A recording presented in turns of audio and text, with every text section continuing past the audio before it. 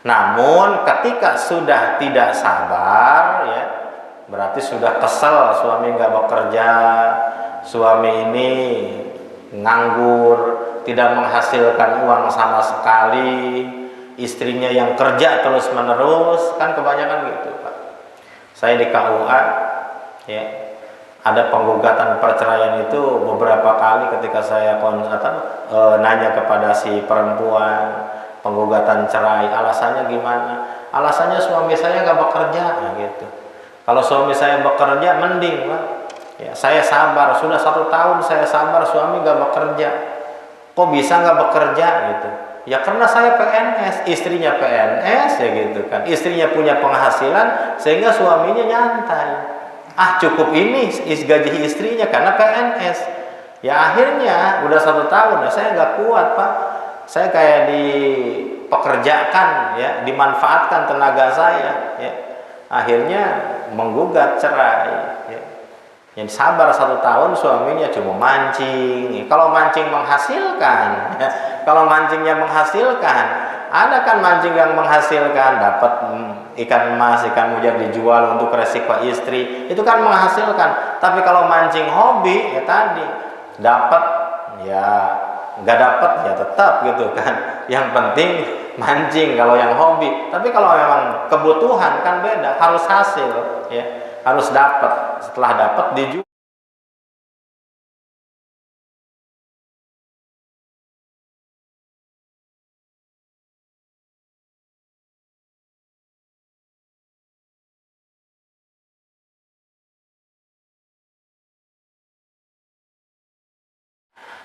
Bagaimana kalau suami memberikan nafkah kepada istrinya, hukumnya? Wa nafaqatu zaujah al-mumkinah min nafsiha wajibatun.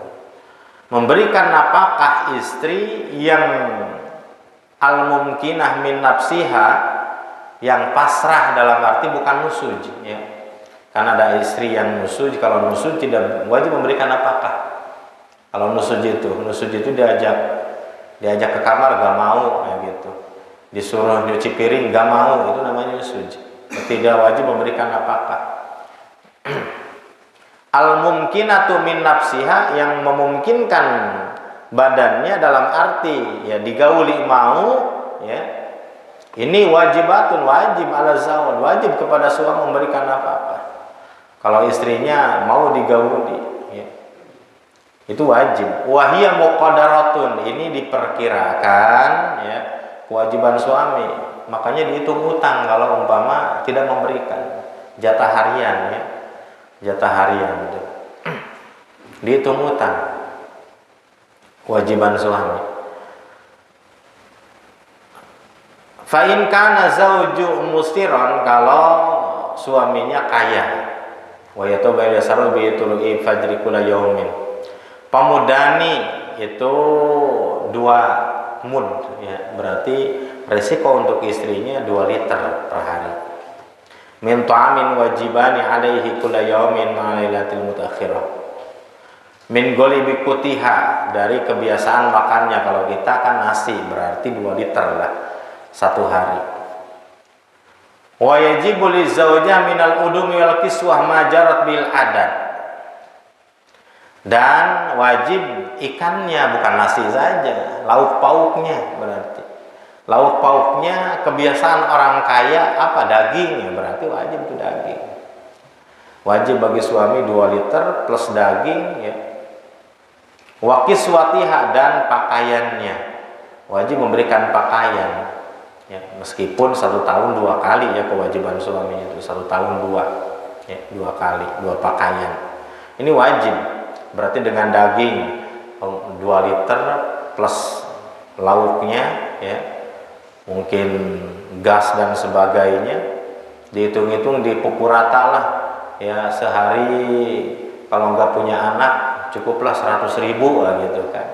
Belum punya anak, ya, 100.000 berarti wajib tuh 100.000 setiap hari bagi yang kaya. Kalau umpama tidak memberikan nafkah, dihitung 1 bulan tidak memberikan nafkah, ya tadi berarti 100.000 dikali 30 hari 3 juta gitu, kewajiban yang kaya. Ini kewajibannya ya. Beda lagi dengan bukan kewajiban ya. Kebaikan suami kepada istri. Kalau yang miskin, bagaimana kalau suaminya miskin? Kalau miskin 1 mud saja, pamudun ya, 1 liter min ghalibi kutil balad, dan makanan atau lauk pauk ya, lauk pauk yang biasa orang miskin makan, mungkin dengan teri ya, gitu. Dengan teri, ikan asin ya, atau ikan teri ya, ikan teri, wayuksinahu, dan pakaian yang biasa dipakai oleh orang yang gak mampu, berarti yang harganya murah, yang 100.000 atau yang 150.000. Wa in kana zauju mutawassiton, kalau suaminya ini mutawasit, kaya tidak, terlalu miskin juga tidak ya, miskin tidak, kaya tidak, sedanglah, maka setiap harinya 1,5 liter dan makanan atau hidangan lauk pauk yang sesuai dengan orang pertengahan, minal kiswatil wasti, yang biasa makanannya mungkin dengan ikan asin ya, ikan asin atau ikan emas, ikan mujair, ini yang sedang nih ya, ikan mujair, ikan emas ya, lauk pauknya. Pakaiannya yang biasa dipakai oleh orang yang sedang, mungkin yang harganya 200-300.000. Kalau yang kaya mungkin yang 1 juta dan lebih. Itu kewajiban suami kepada istri yang memberikan nafkah tadi ya. Memberikan resiko, dihitung Pak. Makanya ketika suami ninggalin istri berbulan-bulan ya, istri tidak ridho gitu kan, itu kan menggugat tadi, menggugat. Apalagi sampai bertahun-tahun ninggalin, itu digugat. Berani enggak membayar hutang tadi gitu kan. Membayar hutang berarti 1 harinya 1 mud atau 2 mud, dihitung 1 harinya 100.000, dikali sudah ninggalin 1 tahun gitu kan. 1 tahun berapa tuh harus dibayar ya, kalau penggugatan ya, penggugatan cerai.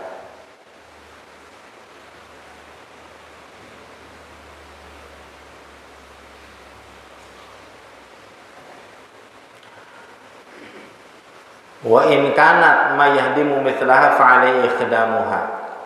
Dan kalau si perempuan istri tadi in kanat mimman yukhdimu mithlaha,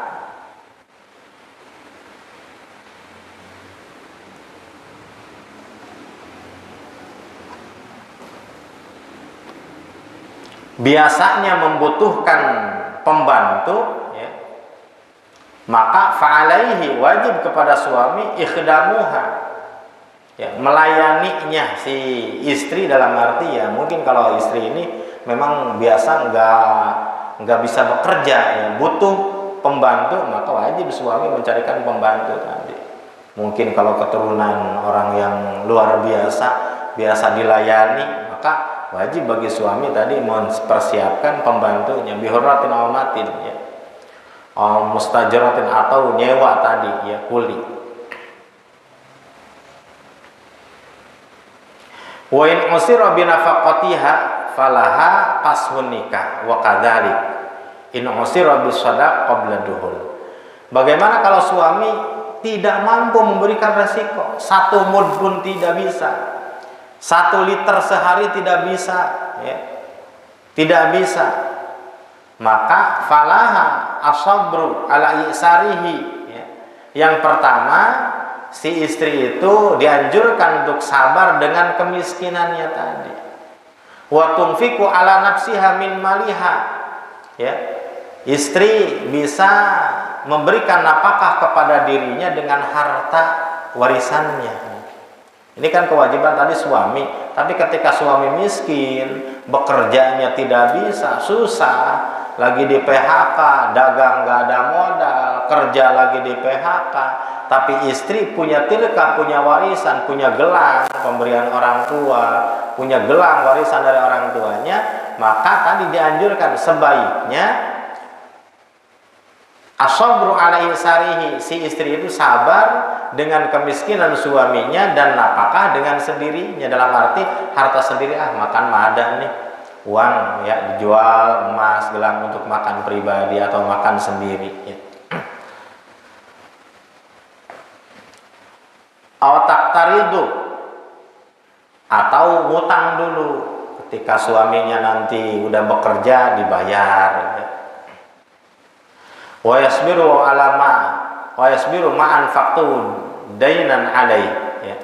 Dan sabar dengan apa yang dinapakahkan oleh suaminya meskipun dari utang, dari ngutang. Namun ketika sudah tidak sabar ya, berarti sudah kesel, suami nggak bekerja, suami ini nganggur, tidak menghasilkan uang sama sekali, istrinya yang kerja terus menerus, kan kebanyakan gitu Pak. Saya di KUA ya, ada penggugatan perceraian itu beberapa kali ketika saya nanya kepada si perempuan penggugatan cerai, alasannya gimana? Alasannya suami saya nggak bekerja ya gitu. Kalau suami saya bekerja mending Pak ya, saya sabar, sudah 1 tahun saya sabar suami nggak bekerja. Kok bisa nggak bekerja gitu?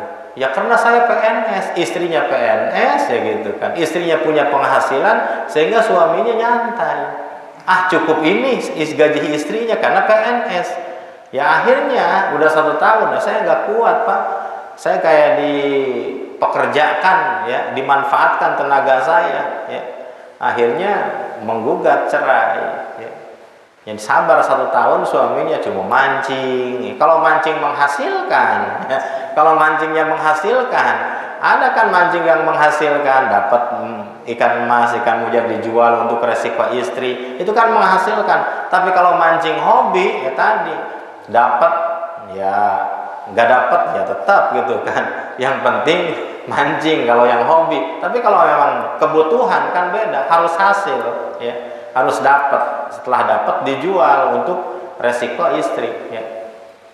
Selama suami masih mau bekerja, insya Allah istri pun akan menerima ya.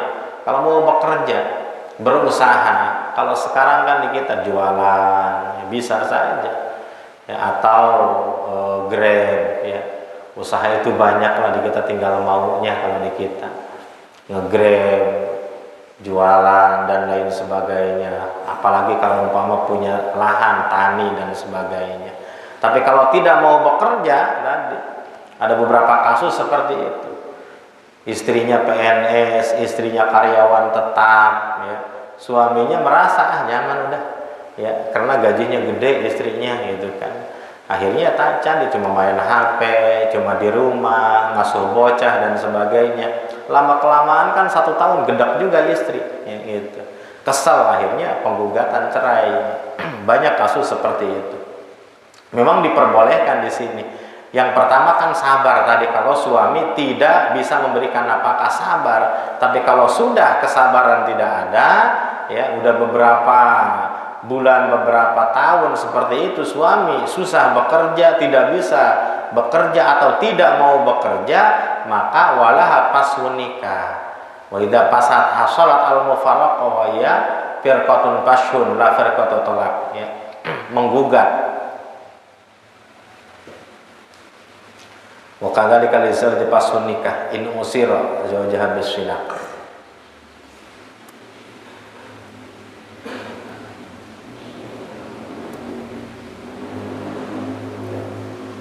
Menggugat pasah nikah, tapi bukan talak. Kalau tadi terpisah, wa manafaqatul madiyah fala pasal zaujah, ya penggugatan berarti kalau dikabulkan ya tadi kan ada perjanjian. Kalau nikah resmi kan ada perjanjian, apabila 3 bulan berturut-turut tidak memberikan nafkah lahir atau batin dan istri saya tidak ridho, itu kan disegat talak ya. Perjanjian ya, perjanjian pernikahan 3 bulan berturut-turut tidak memberikan nafkah tadi. Istri tidak ridho. Kalau istri ridho mah mau setahun pun tadi suaminya cuma duduk ya, istrinya yang bekerja, yang jualan, istrinya yang bekerja, yang menjadi karyawan ya. Istri yang bekerja, ini istrinya ridho, ya tetap pernikahan berlanjut selama ridho tadi ya. Di sini kan ridho. Kalau ridho ya berarti boleh. Inusir zawjuha bisyidaq qabla dukhul.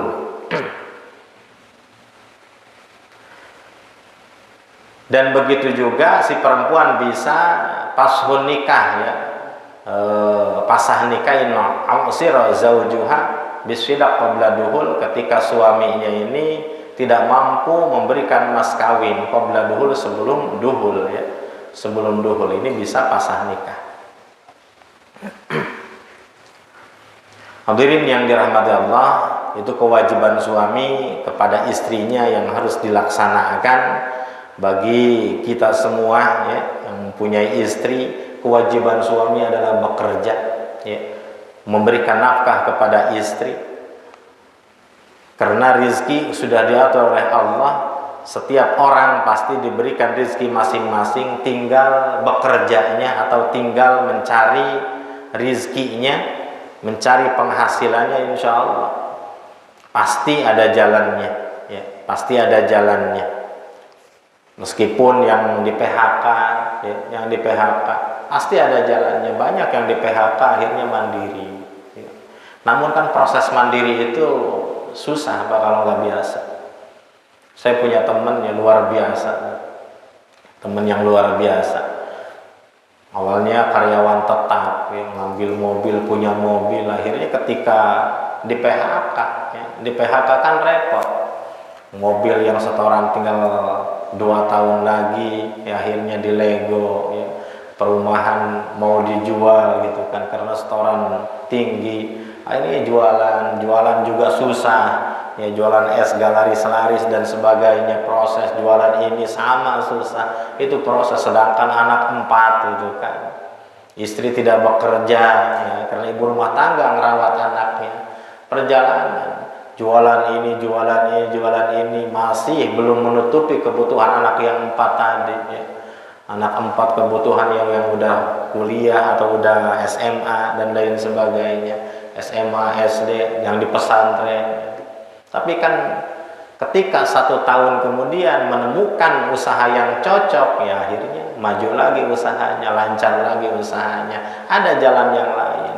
Mungkin ketika di PHK, proses tadi mencari pekerjaan yang lain yang sesuai. Ketika sudah ada yang cocok, akhirnya nyaman, akhirnya ya maju lagi usahanya. Ini gambaran dalam usaha selama suami mau bekerja ya, karena kewajiban suami bekerja. Istri itu sifatnya membantu. Kalau istri membantu boleh, tapi jangan memaksa istri untuk bekerja. Kalau membantu boleh, silahkan istri membantu, tapi kodratnya istri adalah sebagai istri dan kodratnya suami adalah bekerja. Karena kalau istri yang penghasilannya gede, biasanya suaminya nyantai gitu. Istri penghasilan tadi PNS dan sebagainya, suami agak nyantai gitu kan. Ada yang sifatnya seperti itu. Tapi kalau yang suami bertanggung jawab, meskipun istri udah PNS, suami lebih giat lagi. Ya rizki jangan sampai kalah sama istri, akhirnya penghasilannya gede dua-duanya. Ya kebeli tanah, mobil dan sebagainya. Hadirin yang dirahmati Allah, untuk bahasan kali ini saya cukupkan sekian, kurang dan lebihnya mohon dimaafkan. Apabila ada kata-kata yang salah atau bahasa yang kurang tepat, mohon dimaafkan yang seluas-luasnya. Ditutup dengan ucapan billahi taufiq wal hidayah. Assalamualaikum warahmatullahi wabarakatuh.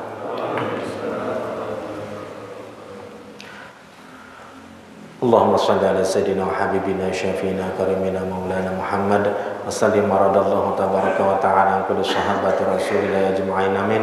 Alhamdulillahi rabbil alamin, hamdan na'imin, hamdan syakirin, hamdan yafi ni'amahu yukafi mazidah. Ya Rabbana lakal hamdu kama yanbaghi li jalali wajhikal karim ala jami' sultanik. Subhanaka la nuhsi sana'an 'alaika kama asnayta 'ala nafsika, falakal hamdu hatta tarda. Lakal hamdu idza radita, lakal hamdu ba'da ridha. Allahumma shalli wa sallim ala sayyidina Muhammadin fil awwalin wa shalli wa sallim ala sayyidina Muhammadin fil akhirin. Shalli wa sallim hatta tarisal radha man 'alaiha wa anta khair warisin. Allahumma inna nastahfiduka nas'aluka diyanana wa abdanana wa anfusana wa amwalana wa ahlana kulla syai'in 'atitana. Allahumma fadna yawfika nafika وأمانك ويدك وجارك من كل شيطان مريد وجبار أنيد وذي عين وذي باغن من كل ذي شر إنك على كل شيء قدير اللهم هدنا بالتقوى والاستقامة وعدم مجيبة الندامة في الحال والمال إنك سميع دعاء اللهم طول أمورنا وصحي جسدنا ونبر قلوبنا ووسع رزقنا ولا الخير قربنا عن سريع أبئدنا قضي وإجنا في الدين والدنيا الآخرة واختم لنا بالإيمان واختم لنا بالإسلام واختم لنا بحسن الخاتمة ولا تختم لنا بسوء الخاتمة إنك على كل شيء قدير اللهم لك الحمد لك المشتكى وأنت المستعان ولا حول ولا قوة إلا بالله العلي العظيم ربنا آتنا في الدنيا حسنة وفي الآخرة حسنة وقنا عذاب النار بفضل سبحان ربك رب العزة عما يصفون وسلام على المرسلين والحمد لله رب العالمين. بسم الفاتحة.